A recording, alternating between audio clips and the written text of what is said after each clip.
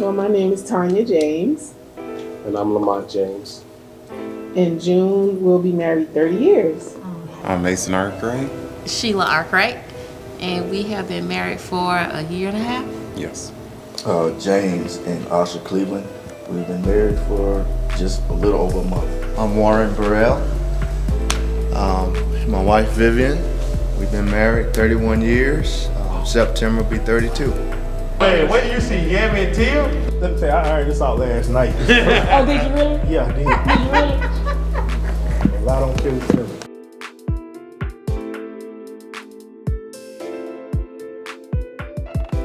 I know she's gonna hate me for saying this, but you gotta know you're crazy. I was waiting on that. And I hate that statement. it's so funny because I hate it. people go out and they can get with another woman, but this woman will slash your cars, slash your tires, break your windows, do all this other stuff because you don't know her. But I know how far my wife would go.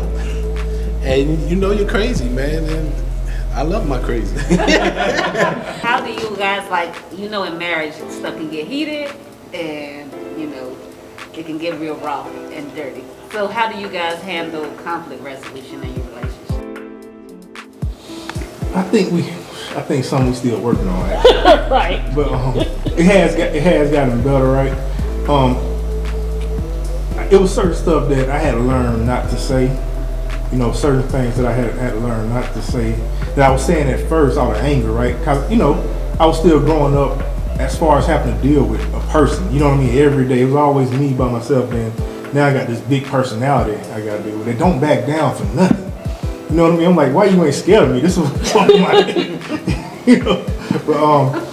But I learned to we learned to kind of talk it out and stop walking out on the problems. Just talk about it, talk to each other, and get to the root of it. And still, it's hard, but I had to learn to deal with the hard truths of my flaws that she would say, that you would tell me, and I had to learn to accept them so we could talk it out. But still, it's a struggle for me. I'm saying this, but it's a struggle for me still at this point. Because nobody likes to actually step out of their body and look at how messed up they are and what they did wrong. But I had to learn how to really deal with that and listen to it like, man, I probably did hurt you. I probably did say the stuff that was wrong. So once I began to become vulnerable in that sense, that made conflict resolution a lot more easy to deal with.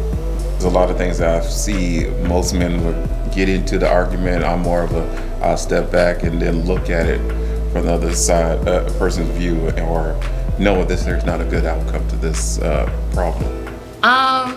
It works okay for me because I am more of the person that I think about things and I analyze it before I say something. And so because I'm that way, it's like, okay, let me take a step back and evaluate the situation, understand what he's going through, understand what I'm going through, and try to be rational in what I say. I like to think before I say something because I know words cannot be taken back. Yeah, so while I knew I was with the person I'm supposed to be with, I asked for a divorce probably every 3 months because I wanted to go back with my daddy. I wanted to go back to normalcy for me. And when you marry, people become different people. I don't care what anyone says. They'll say it's a piece of paper, but that's lies. You develop a system of living. And he had relatives there, so many times on the weekends, he would go to his relatives and I'd be there, and I felt very isolated. So in many ways, we grew together. I realized that, I like being married, but I don't want to change my name. I don't want to put my little 2 coins with yours. I want my own account. So it was a lot of really trying to get to know each other in a different way. By the end of the year, when we were finally able to go home, I kind of felt connected and felt like I was his wife. But we still struggled. We still struggle with, I think it took me that whole year to just say, okay, I'll keep my middle name, my maiden name as my middle name, but I will not drop it. And that was not something he wanted to hear. And he had to really work with me in a lot of areas to kind of come together. It was not easy. I think us being transplanted and having to lean on each other, not having, you know, people, really close family members, any influences that I know I wasn't strong enough to be a man around and put boundaries that was necessary. So God fixed some of that. You know, we had an incubation, I think, where we had to lean on each other, go through our stuff on our own. You know, so it was, you know, it was a good season. So did y'all do pre-marital counseling beforehand? Yes. So that's what I want to know. So in pre-marital counseling, what did each one of you guys take out of it? What was the one takeaway for each one of you? I could say that, like, it opened up a lot. I know when we talked with our counselor, she was very good at kind of opening up the perspectives of both sides. And I think it was very insightful for myself, because I won't lie, it's kind of, I didn't feel like I was not flawed, you know, or anything like that, but I just kind of felt like, no, I think I have a good, you know, thought about things, and no, I didn't. And so when she started bringing up stuff and we had like all the worksheets and everything, then I was like, oh wow, okay, this is very eye-opening. I have to be more mindful of, you know, certain things for him versus, you know, vice versa, mindful of things for me. And I think it was very helpful, because some things that I may have tried to explain from my just knowledge of knowing things may not be able to, you know, be understood on his end. So we needed somebody like that to kind of help us understand in both aspects. So. Yeah, I definitely think it was money well spent, because it opened my eyes to some things about myself and the way that I went about handling situations, and they weren't always right. But to actually sit down with someone and explain why I was doing certain things, or hey, try this. It was really an eye-opener and a great experience. It was even doing some of the sessions, well, right after some of the sessions we talked, and it was like, wow, are we really, you know, did this happen? As far as the not knowing how to communicate, it taught us how to communicate with each other versus communicate at each other. Mm-hmm. You know, that is what I took away. It was very, like I said, very much needed, because first I was against it. I was like, nah, I don't need no counseling. I'm not married yet. What I need it for? But definitely, it was a great help. It was a great help to expose some things about myself and the way I should, you know, go about the relationship. And like I said, just communication. That's what we were kind of lacking in a relationship. That's what I think the flaw aspect came in our relationship. It was the communication, and yeah, she really helped us out. It was great. What about you? I mean, I just think you. Most of the time, I think you're the problem. I mean, like, I'm pretty sure we all can. I mean, I get. I just say I was like, don't. Yeah, that hurt my feelings, man. Can you say I'm sorry? I'm sorry, baby. Thank you. I'm sorry that I hurt your feelings. That's all I want. For saying that you are mostly the problem. problem. That made me feel bad. That's how we feel. That's how we feel comfortable. No, but I think that's right, because Tim in an argument, if he's ready to go, he's ready to go. And then me, I like to return energy. You know what I'm saying? So I don't back down easily. And then I got a history of being a debater, so I gotta win. So learning not to make every argument an opportunity for me to win. is probably the thing that I have worked on and that I am still trying to make sure I work on. I'm one of those people that we can argue, and it can be pretty heated, but 20 minutes later, I'm like, hey, baby, I love you. I'm done. Because I'm done with it. You know, I want to move on past it. But not yet, no. I'm finna be mad all day. Yeah, I got to think on this. Don't talk to me right now. But that's because I don't like to get mad. And then 2 weeks later, she'll come back. I'm like, man, so when we had an argument 2 weeks ago, now I'm ready to talk. So obviously we haven't found the best resolution for conflict in our marriage, but I think we're being more mindful of the things that we say to each other. Because one of the things I used to tell him all the time is that words, like I count words. Words mean something. If you're gonna say it, you better be able to. I'm going to remember. I don't remember very much, but I will remember back on July 4th, 1992, that you said XYZ ABC. But I think us being more mindful of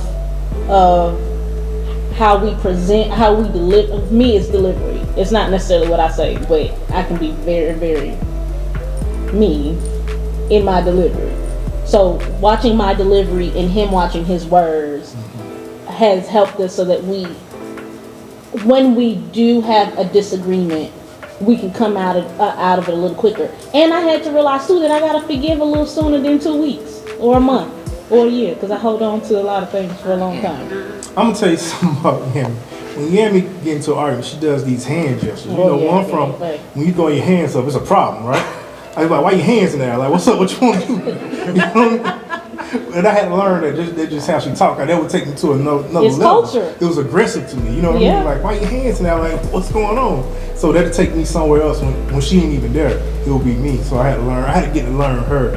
I had to get to know her movements and her triggers and all that kind of stuff to actually help with the arguments and stuff. Like he said, I know the first year, had I had in my mind, had I had the opportunity, I would have been out. Wanting him to come, but definitely would have been out. The feeling of isolation and, as he said, this new space of, not so much this, new generation wife or anything, but I wasn't accustomed to, okay, you're hungry and I have to cook. And, I wasn't accustomed to all of that. I didn't take to that well. I tried and I did it, but I was not happy, right? So things were going great. Man, my wife, she tried to emulate her mother. I tried. So she tried. did great. I tried. Man, I was getting up. She would make my lunch in the mornings before going to work. Ironing my shirts. And we was eating like soul food meals, and people were just amazed at us eating peas, beans, greens, and all, having great meals. But man, them city women. I didn't like it. The city women started getting in her head. First thing they said, why you making this lunch in the morning time? Make that at night. Okay, so my lunch started getting made at night. Why are you cooking all the time? You ironing his shirts? And all that stuff stopped. I didn't like it. I was trying to be my mother, and I thought this is what I'm supposed to do, girls right? Just cut all of my good stuff. And that's why I love Detroit so much, because it's like I grew up. It's like this is where you belong. You want to work. You want to go back to school. And so it was good. After that first year, I got a chance to see my mom, and my father literally said, he is your husband. I'm no longer first in your life. And that was hard. That was hard, because he was my guy. We actually do talk a lot. Like, we communicate a lot about how we feel and different things like that, but it wasn't properly. And I think that was the biggest thing that we realized, because we thought, we were talking and we were getting through whenever we had an argument. If we had an argument or a disagreement, like we thought we were doing it the right way. But when she showed us, no, this is the way we should be communicating, then it was like, oh, we ain't doing this right. So good to know. It was just eye-opening, like I said. okay, how do I be a wife to this man? And I married a Southern man.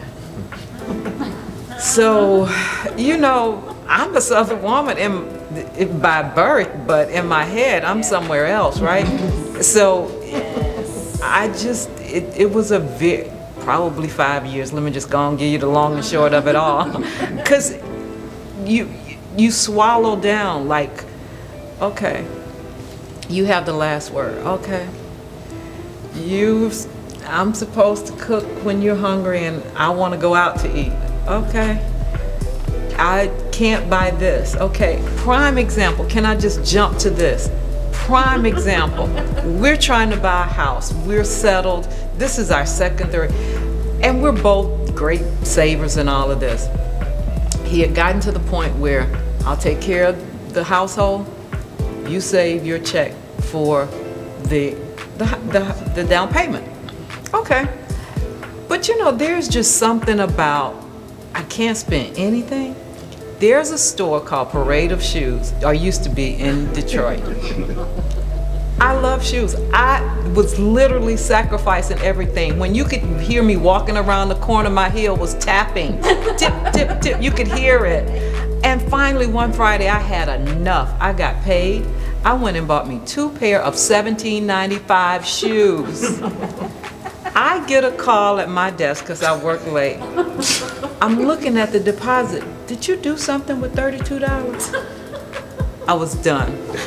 Absolutely done. That was my last straw. I was like, okay, we got to get out of this. We can't do this. So yeah, it took some real come to Jesus talks about what's wife and what's husband and all of those roles. Yeah. $32 over the floodgates, huh? Well, I have a question. Trust me, I'm triggered over here. Oh, God. Exactly what you're talking about. Oh, I would say.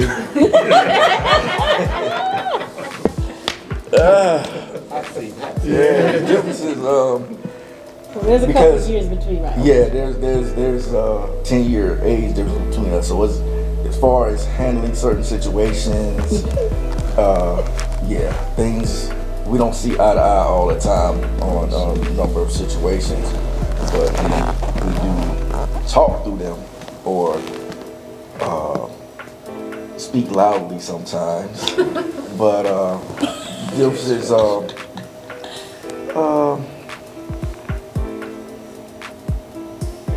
do I want to put it? I've lived with someone before, so I was able to kind of work my way through certain situations, and she hasn't. We didn't actually live together until we got married, and I would say a lot of things around the house that I'm used to doing, she's not used to doing, and that caused a little bit of conflict. But like I said, we had to talk about it, and actually in counseling, we talk about these things, and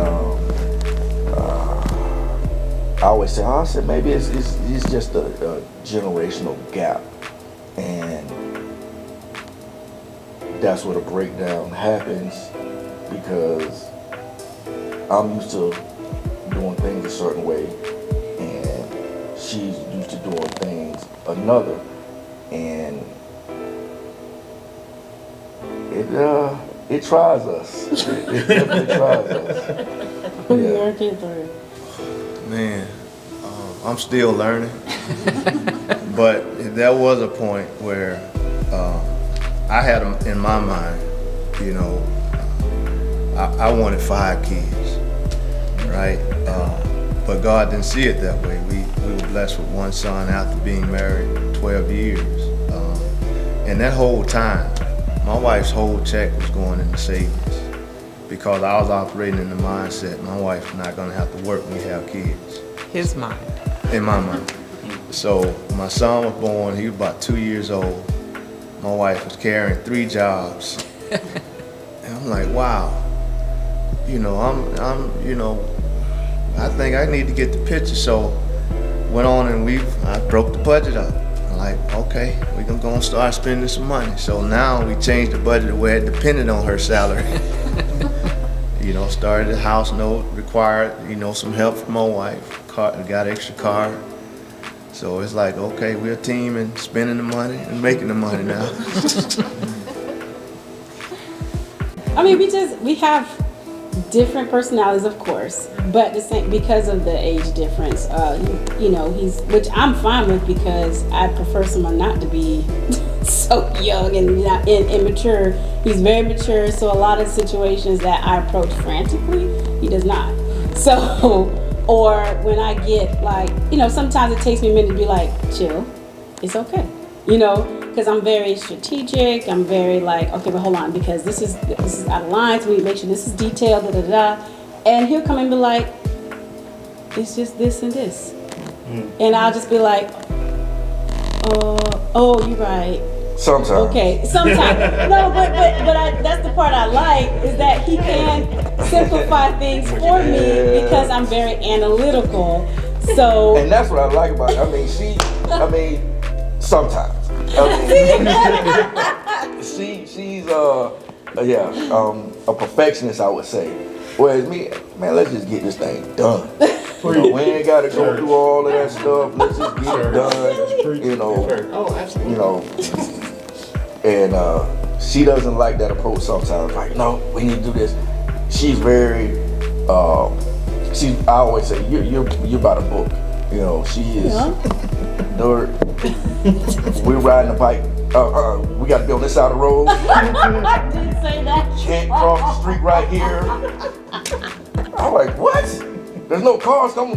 No, we got to go to the stop line. We got to push this button. I did say that. I'm like, what? You're not alone, girl. You're not alone. I was like, because it just happened like last week. Last weekend. I'm like, everything is by the book. It is by the book with her. And that's not me. You know, I'm out going, hey.